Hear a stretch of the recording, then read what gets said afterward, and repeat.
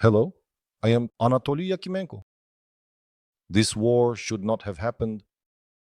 This thesis is regularly exploited by US President Donald Trump, clearly trying to emphasize the insignificance of the reasons for the war between Russia and Ukraine. The war, in Trump's opinion, arose out of nothing.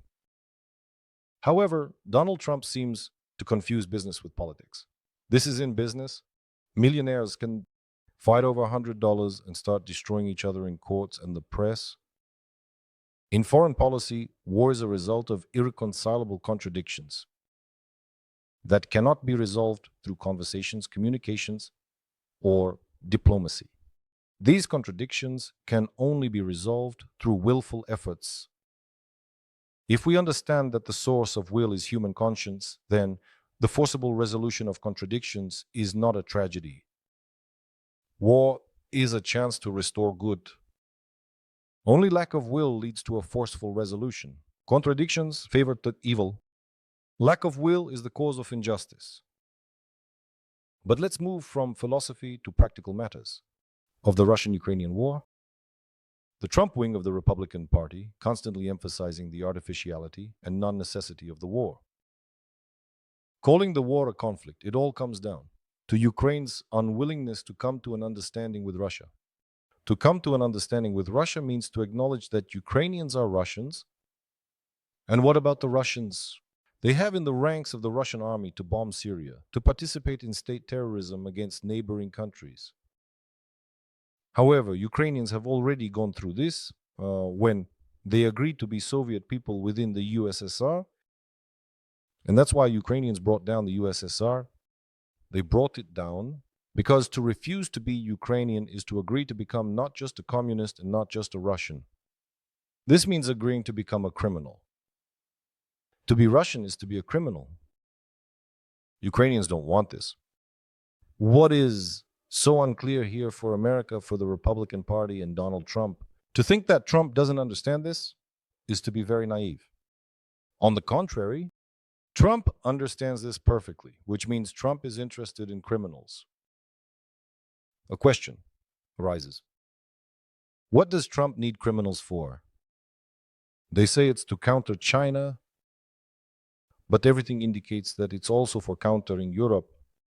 Russians are very convenient and inexpensive. Criminals, they are easy to control. It's enough to praise them periodically and pay them periodically. For 3 years, the world has been in consensus that Russia's war against Ukraine is unjustified and therefore a crime. But Trump came and said that Russia's war against Ukraine was justified because, you see, Ukraine sought to join NATO and provoked Russia with this desire. Why the immediate accession of Sweden and Finland to NATO?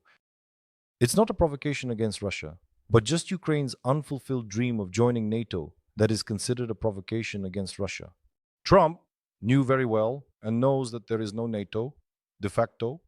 There are the United States of America and the obligations of the US to protect Europe in case of an attack by Russia. Moreover, the US and Germany never intended to accept Ukraine into NATO. It is precisely at Russia's request, because Russia, it has always been a trading partner of the West. Did Trump not know that the US never intended to fight Russia? Does Trump not understand why Ukraine wants to join NATO? Of course he knows, because Ukraine wanted and wants protection from the Russian Federation.